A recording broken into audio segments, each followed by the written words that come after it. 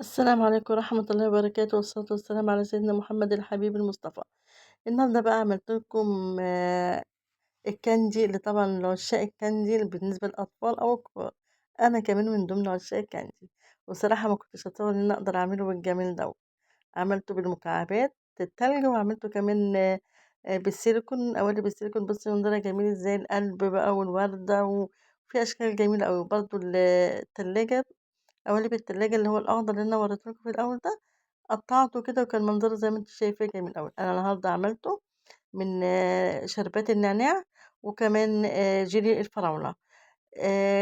كان عندي تقريبًا كوباية كوباية إلا ربع شربات، جبتها وحطيتها في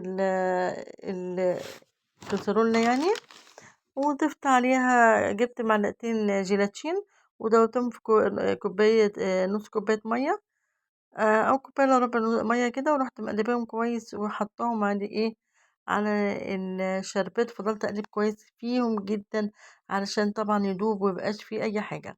أهو القالب أهو، الشربات زي ما أنتم شايفين أهو.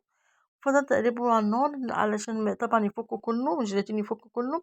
وما حطيتش طبعًا عليه سُكّر ولا جلوكوز، لإن طبعًا الشربات أنا حاطة له سُكّر وجلوكوز لإن أنا عاملاه في البيت، وده طبعًا حاجة طبيعية جدًا، وكان طعمه بجد حلو أوي. أقلّبه وأسيبه في المَيّة هنا وأقلّبه وأروح ضافياه عليه، وأفضل أقلّب فيه لغاية لمّا يفُك خالص وأحس إن هو تقل منّي. يعني أنا أول ما أحطه كده إن شاء الله، يعني أقل من نُص ساعة حطيته في التلاجة كان إيه، يعني جِبت القالب طبعًا بتاع التلاجة اللي هو بتاع التلج، ورُحت حاطاه فيه بعد طبعًا ما غلى، ورُحت ضايفاه في القالب وسِبته شوية. طبعًا إيه، رُحت حاطاه في التلاجة أو في الفريزر على حسب أنتِ عايزاه بسرعة والّا لأ، الوقت بتاعِك يعني. بعد كده طبعًا إيه، رُحت جايبة برضه، كان عندي بتاع تقريبًا باكو ونُص جيلاتين، جيلي فراولة، ورُحت جايبة عليه معلقة ونُص جيلاتين. أهو هنا لمّا حطيته في القالب بُصّي منظره جميل إزاي. طبعًا ما كنتش متوقعة إن هو هيجمد الحقيقة، أنا قُلت أجرّب كده بس الحمد لله. حطيته هنا وحطيت عليه نُص كوباية مَيّة أو كوباية إلا ربع مَيّة. بعد كده رُحت جايبة هنا وحطيت عليه نُص معلقة عسل جلوكوز وقلبته كويس، حطيت هنا معلقة ونُص جيلاتين، وحطيت عليها كوباية إلا ربع مَيّة، ورُحت مقلباه زي ما أنتِ شايفاه كده، وبعدين ضِفته على الجيلي. وفضلت أقلّب فيه لغاية برضه إيدِك تفضل فيه لغاية لمّا يدوب. فضلت أقلّب فيه كويس أوي.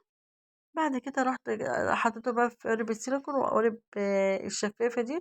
أمّا برد شوية رُحت حاطاه طبعًا إيه عشان ما يسيّحش القالب. رُحت سِبته أمّا بارد شوية، رُحت حاطاه فين، في القالب دوّة. وبعد كده قطّعته زي ما شُفتيه، كان منظره وشكله حلو أوي وكان طعمه حلو، والولاد فرحوا بيه يعني لدرجة إنه اختفى بسرعة. فيالّا بسرعة اعمليه، وما تنسيش بقى لايك وكومنت، وتنزلي تفعلي الجرس وتقولي لي من أي بلد تتابعيني. وأرجو إن أنا أكون باقدّم لكم حاجة تفيدكم يعني، وما تنسوش يعني تنشروا الفيديو عشان أنتم تستفيدوا وأنا أستفيد. وإلى اللقاء في حاجة جديدة إن شاء الله. مع